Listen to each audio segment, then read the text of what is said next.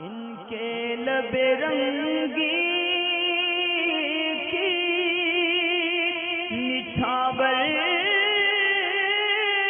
थी कि जिसने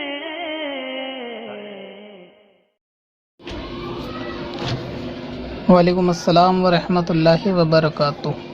ख़ान साहब हैं, आईडी पे नाम शायद ज़ुबैर नाम है।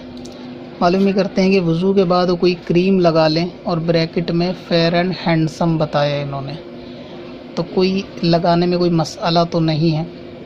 और इस किस्म के सवाल बहुत सारे आते हैं ख़वातीन की तरफ से भी और जेंट्स हज़रात की तरफ से भी कि वज़ू से पहले अगर क्रीम लगाई हो तो क्या उस पर वज़ू हो जाएगा, या वज़ू करने के बाद अगर क्रीम लगा ली हो तो क्या उसमें नमाज हो जाएगी। तो फेयर एंड हैंडसम हो या फेयर एंड लवली हो, हर वो क्रीम जो जायज़ है, यानी उसमें कोई नाजायज़ चीज़ होने का गालिब गुमान नहीं है, यकीन कामिल नहीं है, तो ऐसी सूरत में वज़ू के बाद वो क्रीम लगाई जा सकती है। उससे नमाज में या वज़ू में कोई फ़र्क नहीं आएगा। इसी तरह अगर किसी ने पहले क्रीम लगा ली या मेकअप वगैरह कर लिया और बाद में वज़ू करने की ज़रूरत पड़े, तो अगर उसके फ़कत क्रीम है तो उस पर वज़ू हो जाएगा। और अगर मेकअप में कोई ऐसी चीज़ है, यानी अगर परत है पूरी कि जिससे चेहरे में पानी नहीं जाता, तो फिर वो मेकअप को छुड़ाना पड़ेगा। यानी अगर कोई ऐसा हार्ड मेकअप जो है फेस के ऊपर है तो उसको छुड़ाना पड़ेगा। वगरना ये कि वज़ू के बाद क्रीम लगाने से वज़ू पे फ़र्क नहीं आता, नमाज पे फ़र्क नहीं आता। अब रहा ये कि बाज़ क्रीम के अंदर महक होती है, तो कि जेंट्स हज़रात उसको लगा के मस्जिद में जा सकते हैं। तो अगर क्रीम में जो बू है वो खुशबू है, तो ऐसी सूरत में उसे मस्जिद में लगा के भी जाया जा सकता है।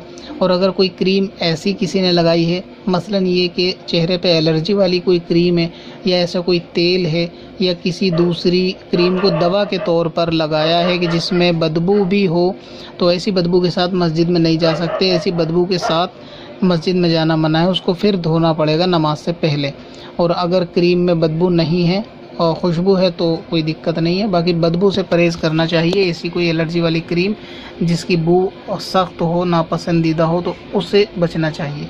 बाकी ना नमाज पे ना वज़ू पे फेयर एंड हैंडसम लगाओ या फेयर एंड लवली, से कोई फ़र्क नहीं पड़ना। पत्थर में असल लाले पुरन